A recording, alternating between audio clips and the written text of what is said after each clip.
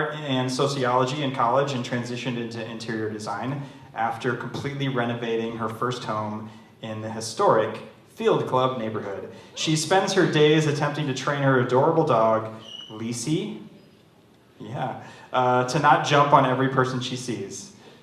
Jessica McKay.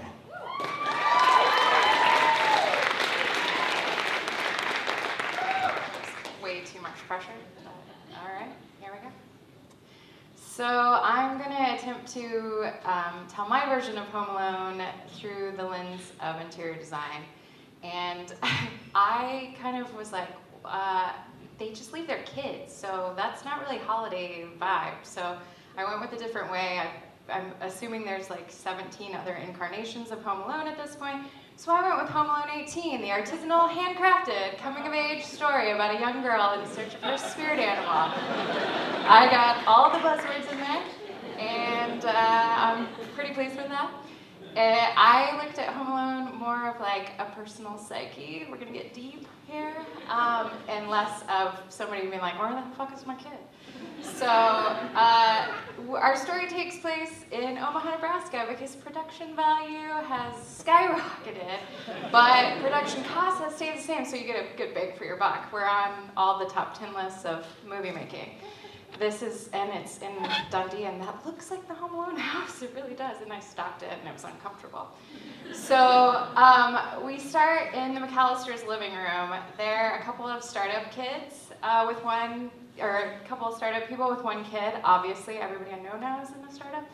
And they're very busy. They have a beautiful house. It's the holiday season. I kind of want to live there. I'm a pretty big fan of this design.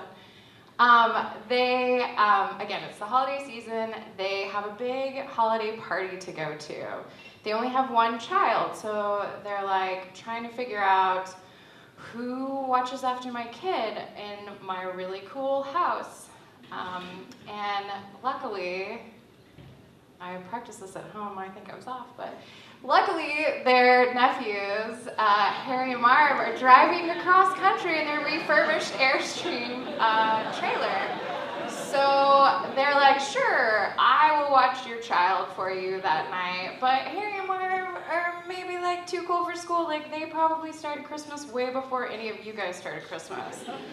And the McAllister's child happens to be a little girl instead of Kevin, and she feels a little left out of the mix, and so she has a really rad treehouse where she's adventurous and maybe misunderstood and trying to do really cool things, and she doesn't maybe get along with hipster Harry and Marv.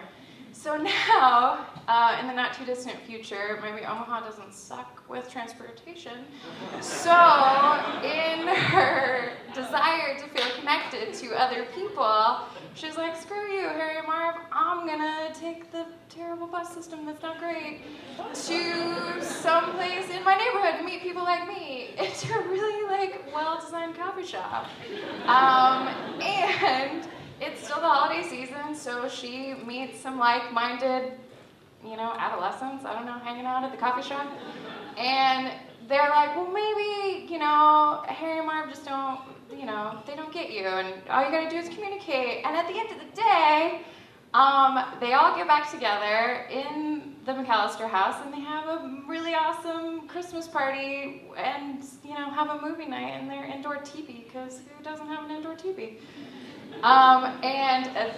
So everybody has a lovely experience, and it's all about family and community.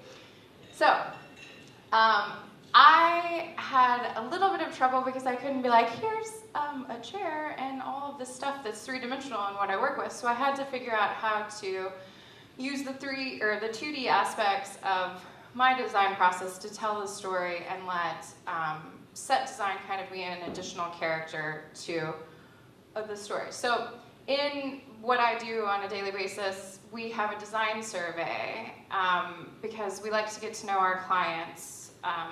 Because I want to tell your personal story. I don't kind of just want to make things pretty. I think everything you do has a story to it, whether it's your personal residence or a commercial space.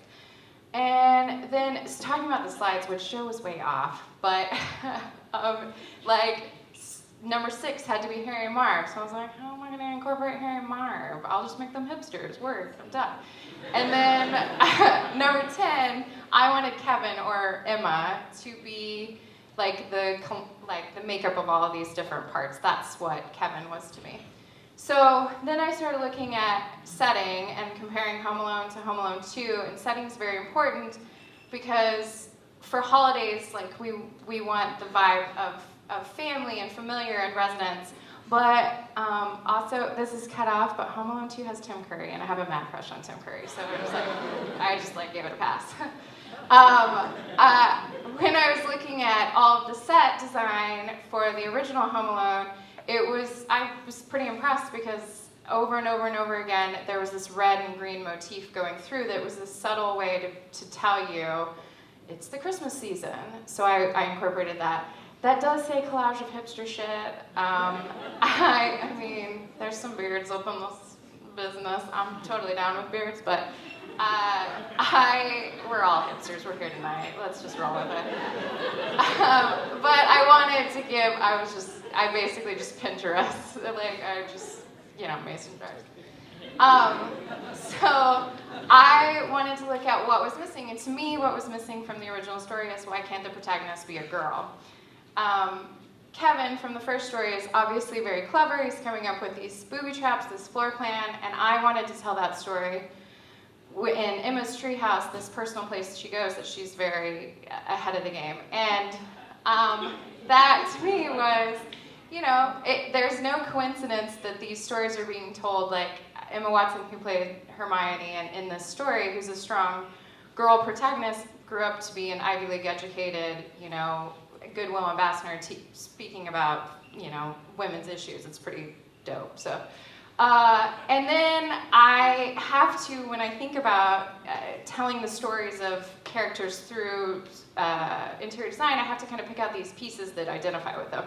So Emma, fun and adventurous. The McAllisters, laid back and chill. Harry and Marv, clearly super hipster. I'm totally down. And at the end of the day, this is actually, this is Matt Carlson's original piece.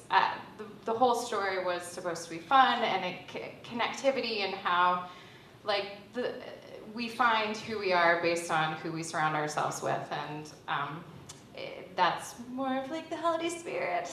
So there you go. Thanks.